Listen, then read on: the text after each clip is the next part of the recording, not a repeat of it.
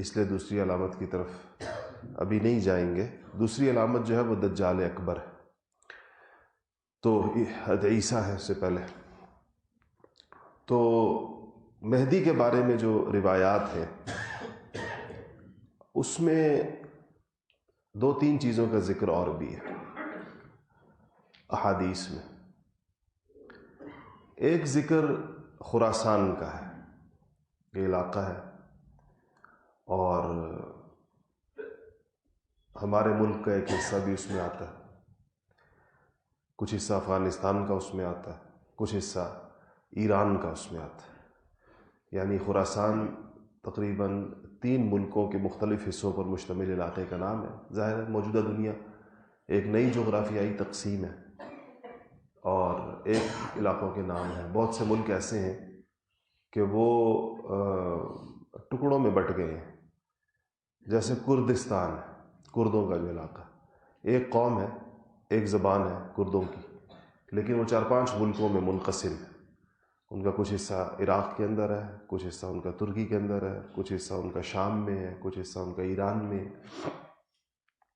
تو ان تمام ملکوں کی سرحدوں پر ہے ان کا علاقہ سارا. مطلب یہ پہلے ایک خطہ تھا، تو جس طرح جب حصے بکھرے ہوئے اسلامی ملکوں کے تو کوئی جو نئی جغرافیائی تقسیم بنی دوسری جنگ عظیم کے بعد خاص طور پر، تو وہ کسی قاعدے کلیے ضابطے کے مطابق نہیں تھی. جس طرح بھی تقسیم ہو گئے ملک تو ہو گئے. سیاہ جھنڈوں کا بھی ذکر ہے احادیث میں، سیاہ پگڑیوں کا بھی ذکر ہے، کالے امامے. اور اس میں اہل حق اور اہل باطل کے درمیان ایک خونریز معرکے کا ذکر بھی ہے. یہ روایت ہے جس کو سیوطی نے بھی ذکر کیا ہے، ابن عساکر نے بھی کیا ہے، کہ عن بریدہ رضی اللہ عنہ قال قال رسول اللہ صلی اللہ علیہ وسلم ستکون بعدی بعوث کثیرہ. رسول اللہ صلی اللہ علیہ وسلم نے فرمایا کہ میرے بعد بہت سارے لشکر ہوں گے. بعوث جمع ہے بعث کی، اور بعث کہتے ہیں ٹولی کو، لشکر کو. کہا فرمایا میرے بعد بہت سارے لشکر ہوں گے. فکونوا فی بعث خراسان، تم لوگ جو ہو تو تم خراسانی لشکر میں، خراسان والے لشکر میں شرکت کرنا، ان کے ساتھ ہو جانا، ان کے ساتھ ہونا.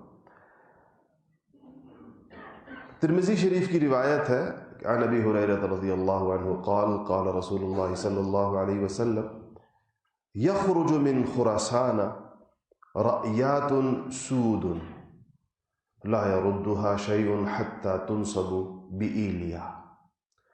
آپ نے فرمایا کہ خراسان کی طرف سے سیاہ سیاہ کالے کالے جھنڈے آئیں گے، کوئی طاقت ان کو واپس نہیں کر سکے گی یہاں تک کہ وہ بیت المقدس پر جا کے نصب کر دیے جائیں گے.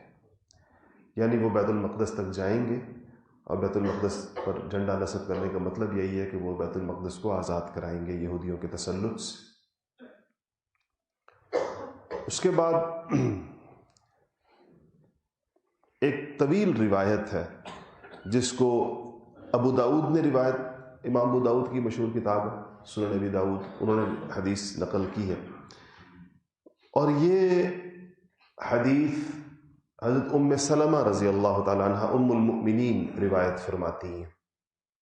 عن ام سلمہ رضی اللہ عنہ عن النبی صلی اللہ علیہ وسلم قال یکون اختلاف عند موت خلیفۃ. آپ نے فرمایا کہ مسلمانوں کا کوئی حکمران فوت ہوگا اور اس کی وفات کے اوپر اختلاف پیدا ہو جائے گا اس کے جانشین کے بارے میں. فَيَخْرُجُ رَجُلٌ مِّنْ أَهْلِ مَدِينَةَ هَارِبًا إِلَى مَكَّةَ. اس وقت مدینے کا ایک باشندہ بھاگ کر مکہ مکرمہ آ جائے گا. فَيَأْتِيهِ نَاسٌ مِّنْ أَهْلِ مَکَّہ، تو مکہ مکرمہ کے کچھ لوگ اس کے پاس آئیں گے، فَيُخْرِجُونَهُ وَهُوَ كَارِهٌ، وہ اس کو زبردستی مجبور کر کے لے آئیں گے بیت اللہ میں، وَهُوَ كَارِهٌ، کارہ کہتے ہیں ناپسند کرنے کو، وہ نہیں چاہ رہا ہوگا، وہ انکار کرے گا، لیکن وہ لوگ اس کو مجبور کریں گے، فَيُبَايِعُونَهُ بَيْنَ الرُّكْنِ وَالْمَقَامِ، اور اس کو مجبور کر کے حجر اسود اور مقام ابراہیم کے درمیان اس کو کھڑا کر کے اس کے ہاتھ پہ بیعت کریں گے، اس کی خواہش نہیں ہوگی۔ وَيُبْعَثُ إِلَيْهِ بَعْثٌ مِّنَ الشَّامِ، تو اس کی بیعت کا پتہ چل جائے گا دنیا کو کہ آج بیت اللہ کے اندر اور بین الرکن والمقام، رکن کہتے ہیں حجر اسود کو، کہ حجر اسود اور مقام ابراہیم کے درمیان مسلمانوں نے بیعت کی ہے کسی کی، تو یبعث الیہ بعث من الشام، پھر شام سے اس کے مقابلے کے لیے ایک لشکر بھیجا جائے گا شام سے۔ فَإِذَا رَأَى النَّاسُ ذَلِكَ أَتَاهُ أَبْدَالُ الشَّامِ وَعَصَائِبُ أَهْلِ الْعِرَاقِ فَيُبَايِعُونَهُ، تو نہیں، اس سے پہلے ہے وَيُبْعَثُ إِلَيْهِ بَعْثٌ مِّنَ الشَّامِ فَيُخْسَفُ بِهِمْ بِالْبَيْضَاءِ بَيْنَ مَکَّہ وَالْمَدِینَہ، اللہ نے فرمایا، نبی کریم صلی اللہ علیہ وسلم نے فرمایا کہ جو لشکر شام سے بھیجا جائے گا وہ جب آ رہا ہوگا مکہ کی جانب تو مدینہ کو کراس کر لے گا، مکہ کو نہیں پہنچا ہوگا، مکہ اور مدینہ کے درمیان ہوگا کہ اللہ تعالیٰ اس لشکر کو زمین میں دھسا دیں گے۔ فَإِذَا رَأَى النَّاسُ ذَلِكَ، جب لوگ یہ دیکھیں گے کہ اس کے مقابلے کا جو لشکر نکلا شام سے پہنچا وہ مکہ پہنچنے سے پہلے زمین میں دھنس گیا، فَإِذَا رَأَى النَّاسُ ذَلِكَ، جب لوگ یہ منظر دیکھ لیں گے، أَتَاهُ أَبْدَالُ الشَّامِ وَعَصَائِبُ أَهْلِ الْعِرَاقِ فَيُبَايِعُونَهُ، اس کرامت کو دیکھ کر شام کے ابدال، یہ صوفیاء کے ہاں لفظ ابدال استعمال ہوتا ہے تو لوگ کہتے ہیں کہ کہاں سے نکالا، یہ ابو داؤد کی روایت، ابدال الشام کا ذکر ہے۔ صوفیاء کے ہاں ایک مرتبہ ہے اولیاء کا جس کو وہ ابدال کہتے ہیں، تو یہ لفظ ہے حدیث میں موجود ہے، فَذَلِكَ أَتَاهُ أَبْدَالُ الشَّامِ، شام کے ابدال آئیں گے ان کے پاس، وَعَصَائِبُ أَهْلِ الْعِرَاقِ، اور عراق سے جماعتوں کی جماعتیں آئیں گی، فَيُبَايِعُونَهُ، اس کے ہاتھ پہ بیعت کریں گی۔ ثُمَّ يَنْشَأُ رَجُلٌ مِّن قُرَيْشٍ أَحْوَالُهُ كَلْبٌ، پھر اس کے بعد قریش میں ایک شخص ظاہر ہوگا جس کا ننیال، جس کے ماموں جو ہے وہ قبیلہ کلب کے ہوں گے، یعنی وہ قبیلہ کلب کا بھانجا یا نواسہ ہوگا، وہ شخص ننیال اس کا قبیلہ کلب ہوگا۔ فَيَبْعَثُ إِلَيْهِمْ بَعْثًا، تو وہ مقابلہ کرے گا ان کا جن کی بیعت ہوئی، اور بعث یعنی ایک لشکر بھیجے گا۔ فَيَظْهَرُونَ عَلَيْهِمْ، اللہ تعالیٰ اس کو یعنی مہدی کو جن کی پہلے بیعت ہوئی ان کو اس پر بھی غالب فرما دیں گے۔ اور وَذَلِكَ بَعْثُ كَلْبٍ، اور یہ بنو کلب کا لشکر ہوگا، اور فرمایا کہ وَالْخَيْبَةُ لِمَنْ لَمْ يَشْهَدْ غَنِيمَةَ كَلْبٍ، آپ نے فرمایا کہ وہ شخص بڑا بد نصیب ہے جو اس قبیلہ کلب کی غنیمت میں شریک نہ ہو، یعنی جب اللہ جل شانہ ان کو شکست دیں گے مہدی کے ذریعے سے، تو ظاہر ہے کہ جس کو شکست ہوتی ہے اس کا مال غنیمت ہوتا ہے، وہ تقسیم ہوتا ہے، اور وہ تقسیم ہوتا ہے فاتحین کے لشکر میں۔ تو نبی کریم صلی اللہ علیہ وسلم نے فرمایا کہ جس نے وہ زمانہ پایا اور وہ اس لشکر میں نہ ہوا کہ اس کو غنیمت ملے، وہ بڑا بد نصیب ہے۔ فَيَقْسِمُ الْمَالِ، تو اس کے بعد جب کامیابی مل جائے گی اس کو تو وہ مال تقسیم کریں گے۔ اور کیسے؟ وَيَعْمَلُ فِي النَّاسِ بِسُنَّةِ نَبِيِّهِمْ صلی اللہ علیہ وسلم، اور کہا کہ وہ شخص سنت کے مطابق لوگوں سے عمل کروائے گا۔ ایک تو جو مال آیا جنگ کے اندر وہ تقسیم ہو گیا، اور فرمائے وَيَعْمَلُ فِي النَّاسِ بِسُنَّةِ نَبِيِّهِمْ صلی اللہ علیہ وسلم، یعنی اس شخص کا کام اور اس کی تحریک اور اس کا جو جذبہ اور اس کا جو عمل ہوگا وہ لوگوں کو نبی کریم صلی اللہ علیہ وسلم کی سنتوں پر کھڑا کرنے والا، سنت کی محنت کرے گا۔ وَيُلْقِ الْإِسْلَامُ بِجِيرَانِهِ فِي الْأَرْضِ، اور کہا کہ اس کے بعد تمام روئے زمین کے اوپر اسلام پھیل جائے گا۔ فَيَلْبَثُ 7 سنین، وہ شخص، وہ مہدی 7 سال زندہ رہیں گے۔ ثم يتوفى، اس کے بعد ان کی وفات ہو جائے گی۔ وَيُصَلِّي عَلَيْهِ الْمُسْلِمُونَ، اور مسلمان ان کا جنازہ پڑھیں گے۔ یہ روایت ابو داؤد کی ہے، اور محدثین نے اس کی تفصیل میں لکھا ہے کہ سند کے اعتبار سے کہ اس کے جو رجال ہیں وہ جو اس کے راوی ہیں اس حدیث کے، وہ وہی ہیں جن سے امام بخاری اور امام مسلم دونوں روایات کو قبول کرتے ہیں، مطلب حدیث کی سند درست۔ ویسے بھی سیاہ ستہ کی حدیث پر کوئی قبولیت عامہ حاصل ہے محدثین کے۔ اب یہاں پر اگر آپ دیکھیں تو یہاں لفظ مہدی استعمال نہیں ہوا حدیث میں۔ فَيَخْرُجُ رَجُلٌ مِّنْ أَهْلِ الْمَدِينَةِ، یہ لفظ ہے کہ اللہ پاک مدینہ سے ایک بندہ اٹھائیں گے۔ لیکن جس طرح کہ میں نے عرض کیا کہ ان روایات میں چونکہ روایت کیا ہوتی ہے، ایک صحابی نے ایک وقت میں جتنی بات سنی اس کا کبھی وہ پوری اور کبھی اس کا کچھ حصہ وہ روایت کرتے ہیں۔ یہ بھی ضروری نہیں ہے کہ وہ پوری حدیث روایت کریں۔ صحابہ نے کہیں یہ نہیں کہا کہ ہم نے ایک مجلس میں نبی کریم صلی اللہ علیہ وسلم سے جو پوری مجلس سنی اس ساری کو من و عن روایت کیا ہے، ایسے نہیں۔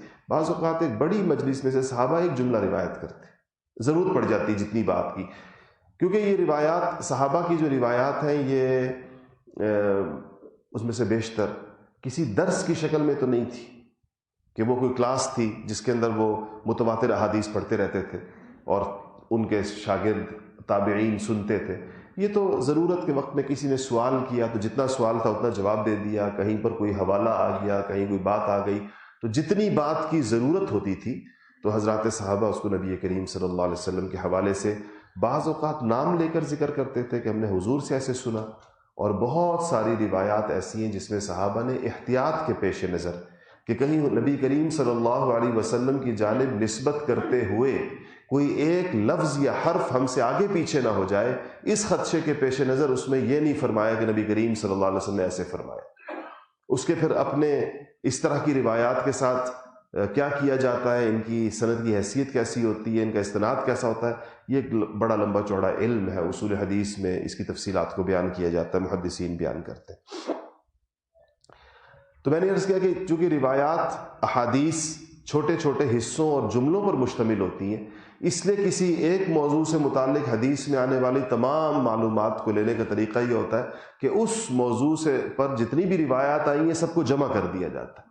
جب سب کو جمع کیا جاتا ہے اس موضوع سے متعلق تمام چیزوں کو، تو پھر وہ وسیع تصویر سامنے آتی کہ پوری بات کس طرح فرمائی گئی ہے۔ مختلف حضرات اس کو روایت کر رہے ہوتے ہیں، حضرات یعنی کتنے حضرات نے یہ کام مستقل کیا ہے کہ ایک موضوع سے متعلق تمام احادیث، پورے ذخیرہ حدیث میں سے، لاکھوں احادیث میں سے ان کو اکٹھا کیا ہے۔ تو جب وہ اس سے متصل کو اکٹھا کیا جاتا ہے تو اس کے اندر ریپیٹیشن بھی ہوتی ہے، تکرار بھی ہوتی ہے، ایک ہی روایت مختلف صحابہ بیان کرتے ہیں کسی، اور وہ اس کو سب کو، اور تو ایک روایت میں جتنی زیادہ ریپیٹیشن ہوتی ہے اتنی اس کی سند مضبوط ہوتی چلی جاتی ہے، کیونکہ زیادہ سے زیادہ لوگ اس کو ذکر کر رہے ہیں، زیادہ لوگ بیان کر رہے ہیں۔ یہ ایک اور روایت ہے یہ مشکات میں بھی مذکور ہے، عن ابی سعید قال ذکر رسول اللہ صلی اللہ علیہ وسلم بلاء یصیب هذه الامہ، کہتے ہیں کہ نبی کریم صلی اللہ علیہ وسلم نے ایک بڑی آزمائش کا ذکر فرمایا۔ بلا آزمائش کو کہتے ہیں، یصیب هذه الامہ، جو اس امت کو پیش آنے والی ہے۔ حتی لا یجد الرجل ملجأ یلجأ الیہ من الظلم، فرمایا کہ اتنی بڑی وہ آزمائش ہوگی کہ کسی انسان کو اس ظلم سے بچنے کے لیے کوئی جائے پناہ نہیں ملے گی. کوئی جگہ ایسی نہیں ہوگی روئے زمین کے اوپر جہاں وہ اپنی فریاد لے کر جائے یا جہاں پر وہ اس ظلم سے بچ جائے. ابھی آج کل کے حالات اگر آپ دیکھیں تو پورے عالم اسلام کے پاس کوئی جائے پناہ نہیں. کوئی حکومت ایسی نہیں ہے جو مسلمانوں کا مقدمہ لے کے کھڑی. پورے عالم اسلام کوئی حکومت ایسی نہیں ہے جو مظلوم مسلمانوں کی داد رسی کے لیے کھڑی ہو. اس کے اوپر وہ اپنے بین الاقوامی تعلقات کی پرواہ نہ کرے، اس کے اوپر وہ اپنے بین الاقوامی معاہدات کی پرواہ نہ کرے. اور مسلمانوں کا جس طرح آخری زمانہ جو تھا وہ یعنی آخری دور اگر مسلمانوں کا اس حوالے سے کوئی جگہ تھی تو وہ خلافت عثمانیہ تھی، جس کو اپنوں کی ریشہ دوانیوں نے ختم کیا. اس میں اغیار کا کردار کم اور اپنوں کا کردار زیادہ تھا اس خلافت کو ختم کرنے پر. اور دنیا کی جو سیکولر لیڈرشپ ہے وہ بھی اس کا ذکر کرتی. مجھے تو بڑا تعجب ہوا کہ پہلے کی بات ہے کہ اخبار میں میں نے خبر پڑھی کہ بے نظیر بھٹو نے بیان دیا کہ خلافت عثمانیہ کے بعد مسلمانوں کے پاس کوئی مشترکہ فورم نہیں جہاں پر وہ اپنی آواز پوری دنیا کے سامنے اپنے موقف پہ کھڑے ہو جائیں کہ کہیں گے جی یہ ہمارا موقف ہے، یہ ہمارے ساتھ یہ ہو رہا ہے دنیا کے اندر. یہ جہاں ہماری مظلوم اقلیتیں کیا ہماری تو اکثریتیں بھی مظلوم ہیں، ان کے لیے کوئی جگہ نہیں ہے. تو بہرحال آپ نے فرمایا کہ ایسا وقت آئے گا مسلمانوں کے پاس یعنی ظلم ہوگا اور لا یجد الرجل ملجأ یلجأ الیہ من الظلم. ایک انسان کے پاس اس ظلم سے بچنے کے لیے روئے زمین کے اوپر کوئی پناہ گاہ نہیں ہوگی. تو فرمایا کہ فبعث اللہ رجل من عترتی واہل بیتی. اس وقت اللہ جل شانہ میری اولاد میں سے ایک شخص کو کھڑا کرے گا. میری اولاد میں سے ایک شخص کو اللہ پاک پیدا فرمائے گا. عترت اولاد کو کہتے ہیں، دونوں لفظ استعمال فرمائے، عترتی و اہل بیتی. اہل بیت بھی اولاد کو کہتے ہیں. فَيَمْلَأُ بِهِ الْأَرْضَ قِسْطًا وَعَدْلًا. کہا کہ وہ زمین کو عدل و انصاف سے ایسے بھر دے گا کما ملئت ظلما وجورا، جیسے کہ زمین اس سے پہلے ظلم و ستم سے بھر گئی تھی، ایسے ہی وہ اس زمین کو، روئے زمین کو عدل اور انصاف سے بھر دے گا. بالکل پلٹ دے گا صورتحال کو. پھر جیسے کسی مظلوم کے پاس جائے پناہ نہیں رہی تھی پہلے، اب ظالم کے پاس جائے پناہ نہیں رہے گی. ظالم کسی کو کوئی جگہ نہیں ملے گی جہاں وہ ظلم کرنے کے بعد چھپ سکے. فرمایا کہ یرضى عنہ ساکن السماء و ساکن الارض. زمین اور آسمان کے سارے لوگ، سارے باشندے اس سے راضی ہوں گے. زمین پر تو انسان بستے ہیں، آسمانوں پر فرشتے بستے ہیں. یعنی وہ صرف انسانوں میں محبوب نہیں ہوگا، وہ فرشتوں میں بھی محبوب ہوگا. آسمان والے بھی اس سے محبت کریں گے. تو زمین اور آسمان کے باشندے سب اس سے راضی ہوں گے. اور پھر فرمایا کہ لا تدع السماء من قطرها شيئا الا صبته مدرارا. آسمان اس زمانے میں پھر اپنی موسلادھار بارش برسائے گا. یعنی چونکہ زمین پر عدل ہے، انصاف ہے. آپ کو تو پتہ ہے کہ کن کن چیزوں کی وجہ سے زمین جو ہے وہ اپنا رزق روک لیتی ہے، یا اللہ تعالیٰ کی طرف سے حالات آتے ہیں جس میں بارش کا روکنا ہے، خشک سالی ہے، فصلوں کے مسائل ہیں. اس میں ایک بہت اہم ترین عنصر جو ہے وہ ظلم ہے کہ جس زمینوں جب عدالتیں انصاف دینا بند کر دیں تو اللہ جل شانہ اس زمین کے اوپر بارشوں کو برسانا بند کر دیتے. اللہ تعالیٰ اس زمین کے پانی کو نیچے اتار دیتے. ہمارے ہاں ایک صاحب گزرے، ان کو بجائے عدالتوں میں انصاف فراہم کرنے کے ان کو ڈیم بنانے کا شوق تھا. تو جب عدالتوں میں انصاف نہیں ہوگا تو پانی تو خشک ہوگا، ڈیم بنانے سے تھوڑی حل ہوگا وہ مسئلہ.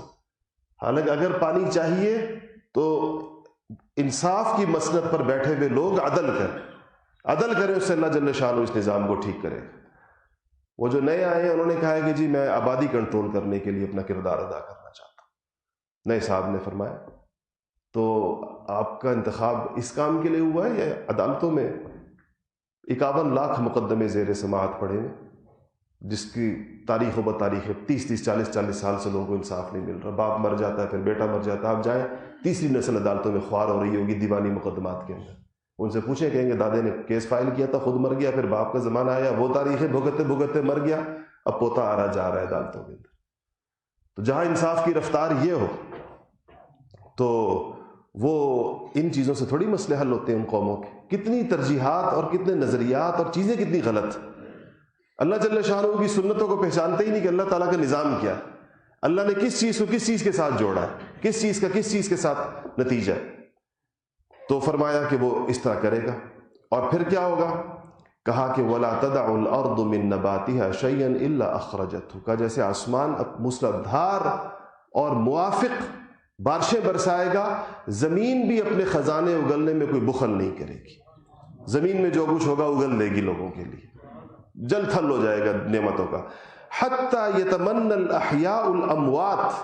کہا کہ اس زمانے کے زندہ لوگ یہ ارمان کریں گے کہ کاش ہمارے پچھلے یہ فراخیاں دیکھتے، وہ تو بڑی تنگدستی میں دنیا سے چلے گئے، ان فراخیوں کاش ہمارے آباء و اجداد بھی دیکھتے کہ ہم کتنی خوشحالی کی زندگی بسر کر رہے ہیں.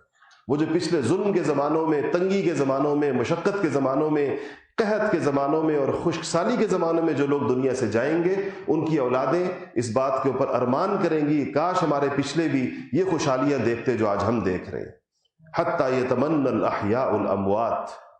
اور پھر فرمایا کہ یعیش فی ذلک 7 سنین او 8 سنین او 9 سنین. حضور نے فرمایا کہ اس برکت کے حال پر وہ جو ہوگا، وہ شخص جس کی وجہ سے سب کچھ آئے گا، وہ یا 7 سال رہے گا، یا 8 سال رہے گا، یا 9 سال رہے گا. 7 8 یا 9 سال وہ مہدی زندہ رہیں گے، اس زمانے کی چیزوں کو ان کے بدلیں گے. اسی طرح ابن ماجہ کی ایک روایت ہے عن عبداللہ قال، سیدنا عبداللہ رضی اللہ تعالیٰ بیان فرماتے ہیں کہ بینما نحن عند رسول اللہ صلی اللہ علیہ وسلم اذا اقبل فتیۃ من بنی ہاشم. فرماتے ہیں کہ ہم نبی کریم صلی اللہ علیہ وسلم کی خدمت میں حاضر تھے کہ بنو ہاشم کے چند نوجوان آئے، حضور کے خاندان کے، آپ کے سامنے آئے. فلما رآهم النبي صلی اللہ علیہ وسلم اغرورقت عیناہ وتغیر لونه.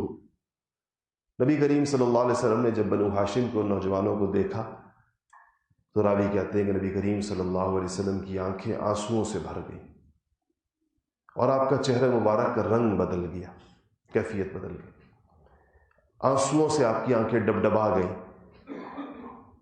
تو قال، آپ نے تو کہنے لگے کہ ابن مسعود کہتے ہیں کہ ہم نے عرض کیا کہ ما تزال نرى في وجهك شيئا نكرهه، کہ ہم نے کہا کہ یا رسول اللہ، آپ کے چہرے کے اوپر یہ غم کے جو آثار ہیں، اس سے ہمارا دل زخمی ہو جاتا ہے. یعنی آپ کیوں دکھی ہو گئے، کیا بات ہے، ہمارا دل آزردہ ہو گیا، ہم سب افسردہ ہو گئے، آپ کی آنکھوں میں آنسو آئے اور آپ کے چہرے کا رنگ بدل گیا، کیا اس کی وجہ کیا ہے؟ تو آپ نے فرمایا، اب یہ جو کہ اہل بیت کو دیکھا تو کہا کہ ان اہل البیت اختار اللہ لنا الآخرہ علی الدنیا. ہم اہل بیت کے لیے، میرے خاندان کے لیے اللہ جل شانہ نے دنیا کی بجائے آخرت کا فیصلہ کیا ہے. دنیا میں ان کو دنیا دینے کی بجائے اللہ پاک نے ان کو آخرت دینے کا فیصلہ کیا. آخرت دے گا اللہ پاک ان کو. اس لیے آتا ہے کہ نبی کریم صلی اللہ علیہ وسلم نے فرمایا تھا کہ یا اللہ میری اولاد کو اور اولادوں کی اولاد کو بقدر کفاف رزق دینا، بس اتنا رزق دینا کہ کسی کے محتاج نہ، دنیا میں نہ ان کو ڈبونا.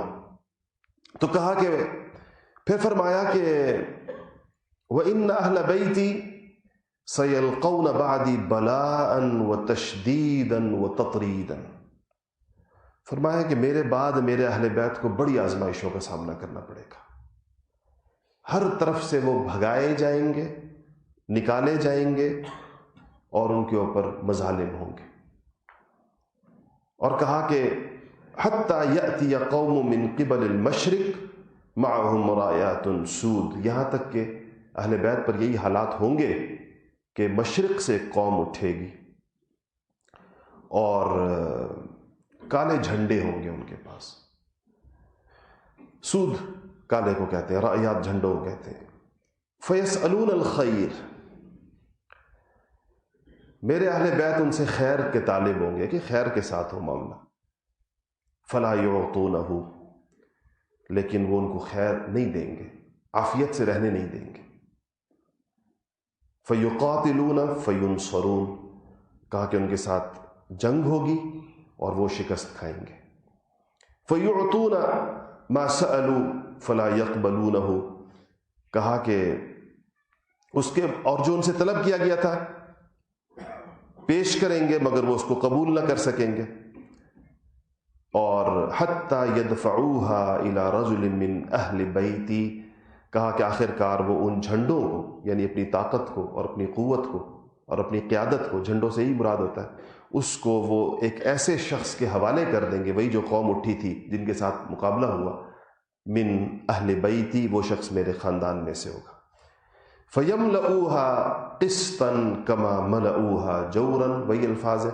کہا کہ وہ شخص جس کو وہ جھنڈا دیا جائے گا من اہل بیتی، وہ دنیا کو عدل سے اسی طرح بھر دے گا جیسے ان لوگوں نے دنیا کو ظلم سے بھرا ہوگا. فَمَنْ أَدْرَكَ ذَلِكَ مِنْكُمْ، اب یہ حدیث دیکھیں، اس حدیث شریف کا کیوں لائی گئی. آخری جملہ سنیں کیا ہے. آپ نے فرمایا فَمَنْ أَدْرَكَ ذَلِكَ مِنْكُمْ، تم میں سے جو شخص اس دور کو پائے، فَلْيَأْتِهِمْ وَلَوْ حَبْوًا عَلَى الثَّلْجِ، تو پھر اس کو ضرور اس کے ساتھ ہو جائے، اس مہدی کے ساتھ ہو جائے، چاہے اس کو برف کے اوپر گھسٹ کر جانا پڑے. سلج برف کو کہتے ہیں. فَلْيَأْتِهِمْ وَلَوْ حَبْوًا، حَبْوًا کہتے ہیں گھسٹ کر جانے کو، چاہے اس کو برف پر گھسٹ کر چلنا پڑے تو وہ ان کا ساتھ ضرور دے.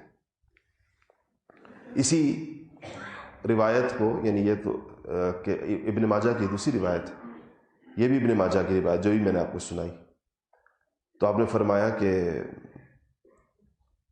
عن ثوبان روایت فرماتے ہیں کہ رسول اللہ نے فرمایا صلی اللہ علیہ وسلم، یقتل عند کبرکم ثلاثۃ، کہا تمہارے بڑھاپے میں 3 خلفاء کی اولاد میں سے قتل ہوں گے، کلہم ابن خلیفہ، قتل ہوں گے. ثم لا يصير الى واحد منهم، پھر جب ان کی اولاد قتل ہو جائے گی تو ان کے خاندان میں سے کسی کو امارت نہیں ملے گی. ثم تطلع الرأیات السود من قبل المشرق، پھر فرمایا کہ مشرق کی طرف سے کالے جھنڈے نمودار ہوں گے. فَيَقْتُلُونَكُمْ قَتْلًا لَمْ يَقْتُلْهُ قَوْمٌ، کہا کہ وہ اس برے طریقے کے ساتھ تمہارا قتل عام کریں گے کہ اس سے پہلے کبھی تمہارا ایسے قتل عام نہیں ہوا ہوگا. ثم ذکر شیئا لا احفظه، راوی فرماتے ہیں کہ اس کے بعد آپ نے کچھ اور بیان فرمایا، مزید تفصیل بیان فرمائی، وہ مجھے بھول گئی. یہ صحابہ کی دیانت، کوئی بات اگر ان کو ذرا سا بھی اس میں جھٹپٹا ہوا ہے تو انہوں نے اس کو روایت نہیں کیا، کہ اس کے بعد جو بات فرمائی بھول گئی ہے مجھے، لیکن اتنا کہا.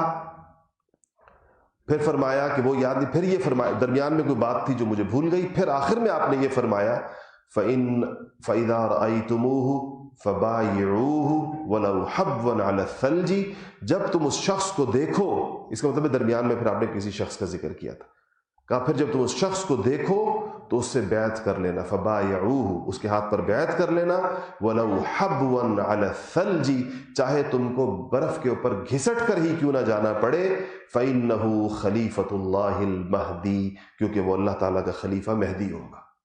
یہاں لفظ مہدی موجود ہے اس روایت کے اندر، ابن ماجہ کی کہا کیونکہ وہ ہوگا، مہدی ہوگا. ثوبان ہی کی ایک اور روایت ہے، اور امام احمد بن حنبل نے اس کو اپنی صحیح کے اندر ذکر کیا کہ وہ کہتے ہیں کہ یہ ثوبان جو ہے نا، یہ نبی کریم صلی اللہ علیہ وسلم کے آزاد کردہ غلام تھے. تو کہا کہ قال رسول اللہ صلی اللہ علیہ وسلم اذا رأیتم الرایات السود، جب تم کالے جھنڈے دیکھو، جاءت من قبل خراسان، جو خراسان کی طرف سے آ رہے ہوں، فأتوها ولو حبوا على الثلج، تو تم ان کے ساتھ ہو جانا، چاہے تمہیں برف کے اوپر گھسٹ کر وہاں پر جانا پڑے۔ فإن فیہا خلیفۃ اللہ المہدی، اس لیے کہ اس کے اندر اللہ تعالیٰ کا خلیفہ مہدی ہوگا، جب مہدی آ جائے۔ مہدی کے ساتھ دینے کی بات اس پہ کی جا رہی ہے۔ اسی مضمون کی ایک روایت اور سنا دوں، پھر وقت پورا ہو گیا۔